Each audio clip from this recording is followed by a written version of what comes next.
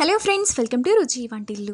ఈరోజు మనం ఆరోగ్యానికి ఎంతో మేలు చేసే ములగాకు కారం చాలా టేస్టీగా ఎలా తయారు చేసుకోవాలో చూద్దాము. ఈ ములగాకు కారాన్ని మనం అన్నం తినే ముందు ఒక ముద్దలో ఒక స్పూన్ కారం వేసుకొని కొద్దిగా నెయ్యి వేసుకొని తింటే టేస్ట్ బాగుంటుంది, అరుగుదలకు మంచిది. 100కు పైగా హెల్త్ బెనిఫిట్స్ మనకు ఈ ములగాకులో ఉంటాయి.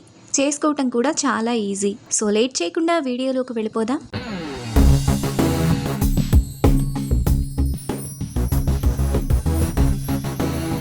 ముందుగా ములగాకు కారం చేసుకోవడానికి 3 కట్టల ములగాకును 3-4 సార్లు బాగా కడిగి ఇలా పొడి పొడిగా ఆరబెట్టుకోవాలి. తరువాత 2 గుప్పెళ్ల కరివేపాకును కూడా బాగా కడిగి ఇలా ఆరబెట్టుకోవాలి. మీరు ఈ కారంలో కరివేపాకు లేకుండా మొత్తం ములగాకుతో కూడా చేసుకోవచ్చు. ఇప్పుడు కారానికి తగినట్టుగా 20 ఎండుమిరపకాయలను తీసుకొని పక్కన పెట్టుకోవాలి. ఇప్పుడు స్టవ్ మీద ప్యాన్ పెట్టుకొని అందులో 1 టీ స్పూన్ ఆయిల్ వేసుకోవాలి.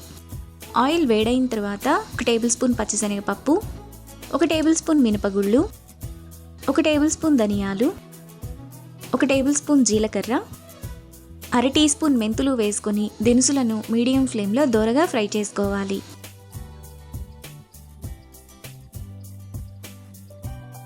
దినుసులు సగం వేగిన తర్వాత అందులో ఎండుమిరపకాయలు వేసుకొని ఫ్రై చేసుకోవాలి.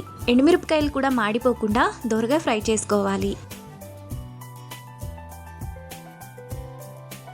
ఎండుమిరపకాయలు దినుసులు 2 వేగిన తర్వాత వాటిని ప్లేట్లోకి తీసుకొని పక్కన పెట్టుకోవాలి. ఇప్పుడు ఇదే ప్యాన్లో ములగాకు వేసుకొని ఫ్రై చేసుకోవాలి. ములగాకును దగ్గరకు అయ్యేంత వరకు ఫ్రై చేసుకోవాలి.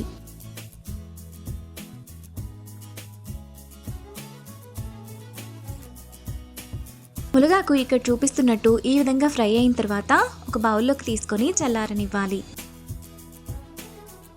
ఇప్పుడు ఇదే ప్యాన్లో కరివేపాకు కూడా వేసుకొని ఫ్రై చేసుకోవాలి. ములగాకు కారంలో కరివేపాకు కూడా వేసుకుంటే ఫ్లేవర్ బాగుంటుంది, ఇంకా టేస్ట్ కూడా బాగుంటుంది. కరివేపాకు ఈ విధంగా వేగిన తర్వాత కరివేపాకును కూడా బౌల్లోకి తీసుకొని చల్లారనివ్వాలి. ఇప్పుడు మిక్సీ జార్లో 4-5 రెబ్బల చింతపండు, టేస్ట్కి తగినంత ఉప్పు వేసుకొని మెత్తగా మిక్సీ వేసుకోవాలి. కారాన్ని ఇలా వేసుకున్న తర్వాత ములగాకు, కరివేపాకు వేసుకొని కొంచెం బరకగా మిక్సీ వేసుకోవాలి.